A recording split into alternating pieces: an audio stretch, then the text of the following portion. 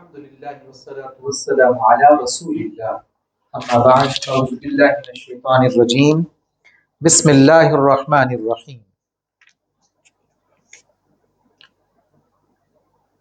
مثلهم كمثل الذي استوقد نارا فلما أضاءت ما حوله ذهب الله بنورهم وتركهم في ظلمات لا يبصرون صم بكم عمي فهم لا يرجعون أو كصيب من السماء فيه ظلمات ورعد وبرق يجعلون أصابعهم في آذانهم من الصواعق حذر الموت والله محيط بالكافرين يكاد البرق يخطف أبصارهم كلما أضاء لهم مشوا فيه وإذا أظلم عليهم قاموا ولو شاء الله لذهب بسمعهم وأبصارهم إن الله على كل شيء قدير صدق اللہ مولانا العظیم۔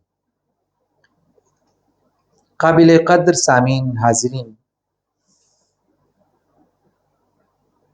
درس قرآن کے سلسلے میں ہم نے آج سورۃ البقرہ کی 17ویں 18ویں 19ویں اور 20ویں آیات تلاوت کی ہیں۔ ان آیات میں اللہ رب العزت نے منافقین کا جو تذکرہ فرمایا پچھلی آیات میں، ان کو یہاں پر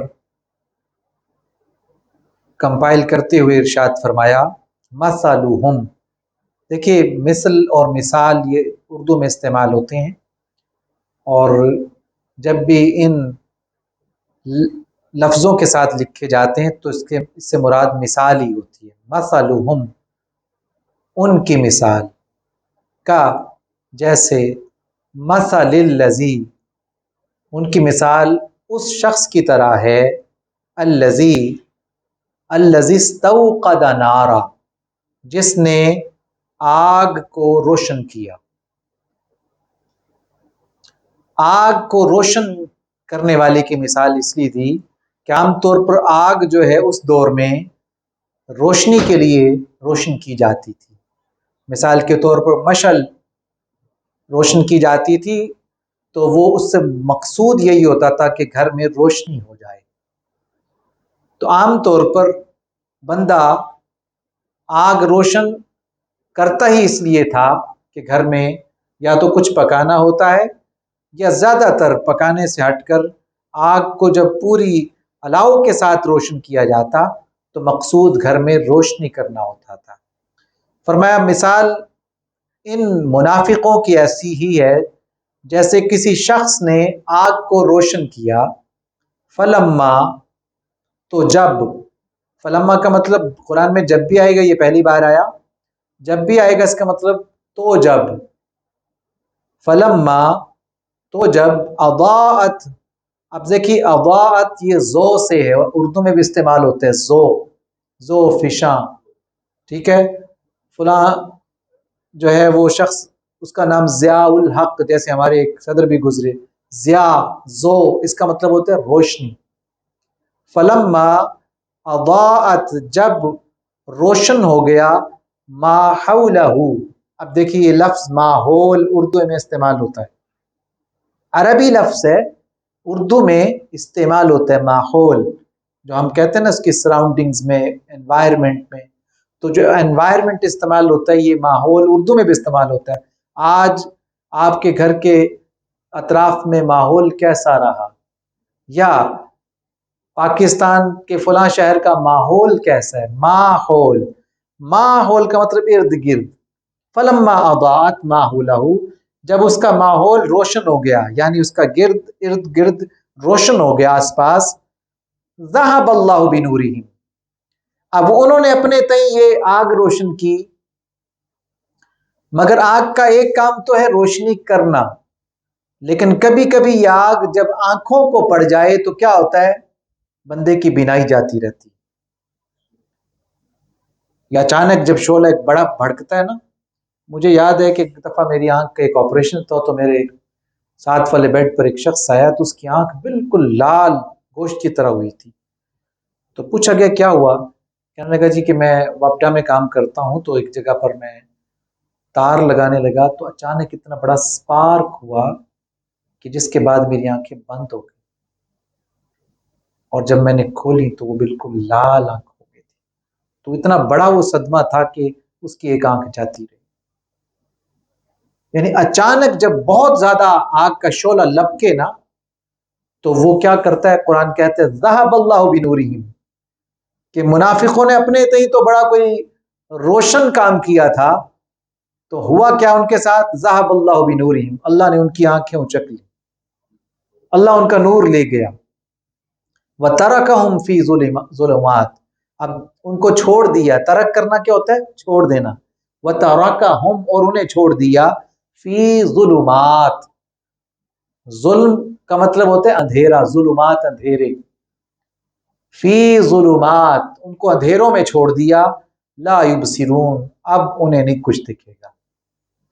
یہ یہاں پر اللہ پاک نے مثال جو دی ہے نا، اس مثال کے ذریعے سمجھانا یہ ہے کہ بندے جب تو کسی کے لیے گڑھا کھودے گا نا تو سمجھ لے کہ تیرے لیے بھی گڑھا کھود گیا ہے.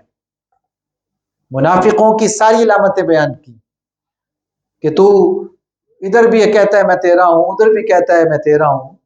عشق اللہ سے، ہاں جی، جبریل سے ابلیس سے یارانہ بھی. یہ کیا بات ہوئی؟ اللہ سے بھی عشق کی بات کرتا ہے اور ابلیس سے یارانہ بھی لگائے ہوئے. حشر میں مجھ کو بتا کس سے جزا مانگے گا؟ تو یہ منافقت ہے نا. آپ سے کہے کہ میں آپ کا ہوں، ان سے کہے کہ میں تمہارا ہوں، تو یہ منافقت تھی. تو اللہ پاک نے فرمایا منافقت تمہاری مثال ایسی ہے، اپنے تم نے بڑا کارنامہ کیا ہے، مگر حقیقت یہ ہے کہ اب تم اندھے ہو گئے ہو، اب تم لا یبصرون، اندھے ہو گئے ہو. آگے مزید فرمایا صم بکم عمی فہم لا یرجعون، یہ بہرے بھی ہیں، یہ گونگے بھی ہیں. یعنی اب ان کو حق بات بھی حق نہیں لگے گی. یاد رکھیے منافقت وہ طرز عمل ہے کہ جس کے بعد منافق یہ سمجھتا ہے کہ میں ہی درست ہوں، باقی ساری دنیا غلط ہے. کوئی اس کی ہدایت کے لیے بھی پر تولے، ہزار کوشش کرے اسے سیدھی راہ پر لانے کی، تو آپ دیکھ لیجئے منافق نہیں آتا، کیونکہ وہ خود کو صحیح سمجھتا ہے. تو جب کوئی بندہ اپنے آپ کو حرف آخر سمجھ لے تو ایسے بندے کے لیے اللہ پاک نے فرمایا سمم، فرمایا یہ بہرے ہیں. بھئی تم کہو گے بھی تو ان کے کان نہیں پڑے گی، سنیں گے نہیں. سنی اب یہ نہیں ہے کہ کان سنتے نہیں ہوں گے، اصل بات یہ ہے کہ سننا تو یہ ہے کہ آپ اس کا اثر لے لیں. اگر کوئی اثر نہیں لے رہا تو سمجھے آپ کے لیے وہ بہرے ہیں. سمم بہرے ہیں، بکمن گونگے ہیں. اب منافق کی ایک کیفیت یہ بھی ہے، حق سنتے بھی نہیں ہیں، اور جہاں حق کہنا ہوتا ہے حق کہتے بھی نہیں ہیں. حق کہنا یہ مومنوں کا وتیرہ ہے. آئینے جواں مرداں، علامہ نے کہا نا، آئینے جواں مرداں حق گوئی و بے باکی، اللہ کے شیروں کو آتی نہیں روباہی. جو اللہ کے شعر ہوتے ہیں نا، روبا اصل میں یاد رکھیے یہ بیچ کے جو لوگ ہوتے ہیں نا ان کی حرکت کو روباہی کہتے ہیں. بیچ کے لوگ، نہ پتر نہ تیاں نے رہ گئے نہ وچکار کوڑے، وہ والے لوگ سمجھ گیا نا. تو ان کی جو ادائیں ہوتی ہیں نا تو وہ ان اداؤں کو کہتے ہیں آئینے جواں مرداں حق گوئی و بے باکی، اللہ کے شعروں کو آتی نہیں روبائی. اللہ کے شعر کیوں ڈریں گے بھائی؟ حق گوئی میں وہ بالکل بے باک ہوتے ہیں. تو فرمایا یہ منافق ہیں، سنتے بھی نہیں ہیں حق بات کو، اور حق بات جہاں کہنی ہو وہاں کہتے بھی نہیں ہیں. فہم لا یرجعون، تو یہ وہ ہیں جو لوٹیں گے نہیں.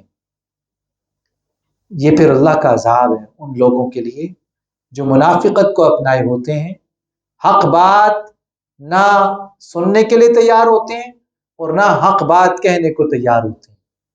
پھر فرمایا او، ایک اور مثال دی. ایک مثال تو یہ دی کہ جیسے آگ ہوتی ہے نا، آگ روشن کرنے سے ایک بندے کے ساتھ یہ معاملہ ہوا کہ اس آگ کے شعلے نے اس کی آنکھوں کا نور چھین لیا.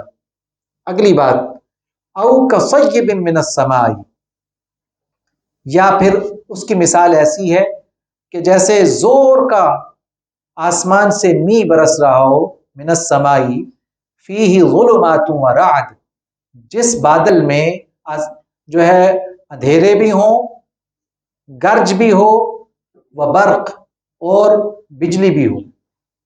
کبھی کبھی ایسا ہوتا ہے نا، اندھیری رات ہوتی ہے اماوس کی، اور اس اندھیری رات میں بادل گرج رہا ہو، بجلی کڑک رہی ہو، اور اتنی زور سے کڑکتی ہو کہ لگتا ہو کہ اب بجلی گرے گی، اور کئی جگہوں پر بجلی گرتی بھی. یجعلون اصابعهم، وہ اس ڈر سے اپنی انگلیوں کو اپنے کانوں میں ڈالتے ہیں. فی آذانہم، آذان اذن کی جمع ہے. اذن کا مطلب ہوتا ہے کان، اور آذان کا مطلب جمع کانوں کی. فی آذانہم، وہ انگلیاں ٹھونستے ہیں اپنے کانوں میں.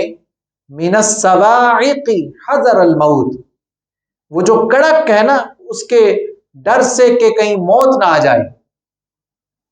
کبھی کبھی اتنی، آپ دیکھیں نا گھر کے اندر بیٹھے ہوتے ہیں ہم لوگ، اور ظاہر ہے کھڑکیاں دروازے بھی ہوں، تو پھر بھی جب بہت زور کی بجلی کڑکے نا تو اندر بندہ کانپ جاتا ہے. تو اگر وہ اندر نہ ہو، باہر ہو، تو اس کا ڈر کتنا زیادہ ہوگا. من الصواعق، صاعقہ کا مطلب ہوتا ہے بجلی، صواعق اس کی جمع ہے. اور جب یہ بجلی بہت بڑھ جائے اور اس کی کڑک بہت سخت ہو تو اسے کہا من الصواعق حذر الموت، موت کے ڈر سے بجلی سے اپنی انگلیاں جو ہے کانوں میں ڈالتے. واللہ محیط بالکافرین، اور اللہ تعالی کافروں کو گھیرے ہوئے. احاطہ کہتے ہیں نا، یہ فلاں چیز کا احاطہ ہے، تو احاطہ وہی ہوتا ہے جس کو آپ نے کور کیا ہو. ٹھیک ہے، تو احاطہ کرنے والے کو محیط کہتے ہیں. محیط احاطہ کرنے والا، گھیرنے والا. تو اللہ تعالیٰ سب کو گھیرے ہوئے، مطلب کوئی ایسا نہیں ہے جو اس سے نکل جائے. آپ ہر ایک سے بھاگ سکتے ہیں مگر اللہ سے نہیں بھاگ سکتے. اللہ پاک نے ایک جگہ فرمایا سورۃ الرحمن میں، فرمایا یا معشر الجن والانس ان استطعتم ان تنفذوا من اقطار السماوات والارض فانفذوا لا تنفذون الا بسلطان. اے انسانوں، اے جنوں، اے انسانوں کے گروہ، اے جنوں کے گروہ، اگر تم میں طاقت ہے کہ تم ان تنفذوا من اقطار السماوات والارض، کہ زمین اور آسمان کے دائروں سے نکل جاؤ، تو نکل کے دکھاؤ، نکل کے دکھاؤ. لا تنفذون، کبھی نہیں نکل سکو گے، الا بسلطان، سوائے یہ کہ اللہ پاک سلطان کا اہتمام کرے، یعنی بہت بڑی قوت عطا کرتے. تو یہ بندے کے بس میں نہیں ہے اللہ کی پکڑ سے نکل جانا. کہیں پر بھی جائے گا اللہ تو وہاں ہے. یکاد البرق، اسی بات کو پورا کرتے ہوئے اللہ پاک نے اس رکوع کے آخر میں ارشاد فرمایا یکاد البرق یخطف ابصارہم. اچھا ایک بات سمجھ لیجئے، قرآن کریم میں آیات بھی ہیں، قرآن کریم میں رکوع بھی ہیں. یہ جو رکوع ہے نا، اکثر و بیشتر عام طور پر یہ رکوع جو ہیں بنے ہوئے ہیں، یہ رسول اللہ صلی اللہ علیہ وسلم نے نہیں کیے، بلکہ یہاں پر موضوع مکمل ہوتا تھا تو جناب سیدنا عثمان غنی رضی اللہ تعالی عنہ، جو حافظ قرآن بھی ہیں اور ماشاءاللہ انہوں نے قرآن کو جمع بھی کیا، تدوین بھی کی، اور اس کی رسم کا اہتمام بھی کیا، اور یہ کہ قرآن کی حفاظت کا پورا اہتمام وہ کر کے اس دنیا سے تشریف لے گئے. اس لیے ان کو جامع القرآن کہتے ہیں. یہ نہیں ہے کہ قرآن پہلے جمع نہیں تھا، پہلے بھی جمع تھا، مگر 2 جلدوں میں جمع کرنے کا اہتمام، یہ 2 جسے ہم کہتے ہیں نا اس کو بائنڈنگ میں باقاعدہ ایک جلد میں بنا کر نسخہ بنانا، مصحف کی شکل دینا ایک کتاب میں، وہ جناب سیدنا عثمان غنی رضی اللہ تعالیٰ عنہ کا ہے۔ تو یہ جو رکوع ہیں، ان رکوعوں میں بات پوری ہو جاتی ہے۔ عام طور پر کچھ رکوع ہیں جہاں پر ابھی بات چل رہی ہوتی ہے، لیکن بات کا کچھ حصہ پورا ہو جاتا ہے۔ یوں بے وجہ رکوع نہیں ہے یہ بھی۔ اب یہاں دیکھیے گا، یہ رکوع مکمل ہو رہا ہے تو منافقوں کی ساری بات یہاں مکمل ہو جائے گی۔ یکاد البرق، قریب ہے کہ بجلی، یخطف ابصارہم، کہ بجلی چمکے اور ان کی آنکھیں، ان کی بینائی لے جائے۔ کلما اضاء لهم، جب جب روشنی ہوتی ہے نا ان کے ساتھ، مشوا فی، تو یہ چلنے لگتے۔ اب آپ دیکھیں نا، جب کسی کی بینائی کم ہو جائے تو روشنی کے بغیر اس کا چلنا محال ہوتا ہے۔ تو جب روشنی ہوتی ہے تو وہ تھوڑا چل پڑتا ہے، ورنہ وہ ڈر کے کھڑا ہو جاتا ہے۔ فرمایا ان کی حالت یہ ہو گئی ہے کہ اب بجلی چمکتی ہے تو چلتے ہیں، وَإِذَا أَظْلَمَ عَلَيْهِمْ قَامُوا، اور جب اندھیرا ہو جاتا ہے تو کھڑے ہو جاتے ہیں۔ قاموا قیام سے، قاموا کس سے؟ قیام، کھڑے ہونے کو کہتے ہیں۔ آپ نماز پڑھتے تو نماز میں جو سٹینڈنگ پوزیشن ہے نا، اس کو قیام کہتے ہیں۔ قیام ارکان صلاۃ میں سے، اس کے بغیر نماز نہیں ہوتی، تو یہ رکن ہے صلاۃ۔ تو آپ دیکھیے، اب یہ نماز کا فریضہ بھی ہے قیام۔ فرمایا جب اندھیرا ہوتا ہے تو یہ کھڑے ہو جاتے ہیں۔ وَلَوْ شَاءَ اللَّهُ، اور اگر اللہ چاہے، لَذَهَبَ بِسَمْعِهِمْ، تو ضرور لے لے ان سے ان کی سماعت، وَأَبْصَارِهِمْ، اور ان کی بصارت، یعنی نہ یہ سن سکے اور نہ یہ دیکھ سکیں۔ یہ جو مثال دی ہے نا، بنیادی طور پر ایسا ہوتا بھی ہے۔ کبھی کبھار جہاں بجلی قریب ہی گرے نا، تو بندے کی سماعت بھی نہیں رہتی اگر وہ بچ جائے، اور بصارت بھی اس کی نہیں رہتی، دونوں چلی جاتی۔ اتنا بڑا حادثہ ہوتا ہے، اور ورنہ اکثر مر بھی جاتے ہیں۔ ان اللہ علی کل شیء قدیر، بے شک اللہ تعالی سب کچھ کرنے پر قادر ہے، سب کچھ کر سکتا ہے۔ قدیر صفت مشبہ، قادر بھی ہے وہ القادر، وہ قادر بھی ہے، قدیر بھی ہے۔ قدیر کا مطلب ہے کہ ہر لمحے اس کی قدرت جاری ہے، اس کے لیے کچھ بھی مشکل نہیں۔ اب آپ دیکھیے، سائنس بھی اس بات کو مانتی ہے کہ یہ اتنی بجلی عام طور پر بادلوں میں پیدا کرنا، اور وہاں پر پہلے سے موجود پانی بھی ہو، یہ کیا ایک سسٹم ہے۔ سائنس حیران ہو جاتی ہے، مگر اللہ پاک کا یہ کمال ہے کہ اللہ جہاں چاہے، جو چاہے، جس طرح چاہے پیدا کرنے پر قادر۔ اب آپ دیکھیے نا، دنیا میں ہمیں پینے کے لیے پانی چاہیے، سو اللہ پاک نے اس کو وافر مقدار میں پیدا کیا۔ آپ دیکھیے، آج دنیا بڑے بڑے دعوے کرتی ہے، ناسا اس پر اپنی جو ہے وہ راکٹس بھی بھیجتا ہے کہ جی ہم مارس کے سفر میں جا رہے ہیں، ہم چاند سے اگلے جائیں گے اور اگلا سیارہ دیکھیں گے۔ میں تو حیران ہوں، اللہ کرے کہ ایسا ہو، مگر دنیا کو لگایا ہوا ہے پیچھے، دنیا کو پیچھے لگایا ہوا ہے۔ بہت ساری باتیں ٹھیک بھی ہیں، مگر بہت ساری باتیں ایلوژن کے علاوہ کچھ نہیں ہے۔ اللہ پاک اگر سائنسدان کو یہ غنیمت مل جائے، یہ وقت مل جائے کہ وہ اس بارے میں سوچے، یہ تو سوچتا ہے نا کہ سیب گرا نیچے کی طرف تو اسے پتا چلا کہ نیچے کوئی کشش ثقل ہے جو نیچے کھینچتی ہے، ٹھیک ہے؟ تو اس کو یہ بھی سوچنا چاہیے کہ یہ سیب نیچے گرتا ہے، لیکن اسی سیب کا بیج اگر زمین میں بو دیا جائے تو اوپر کیوں آتا ہے بھائی؟ کوئی تو ہے نا، وہ کشش ثقل کہاں چلی گئی جو سیب کو نیچے کھینچ رہی تھی؟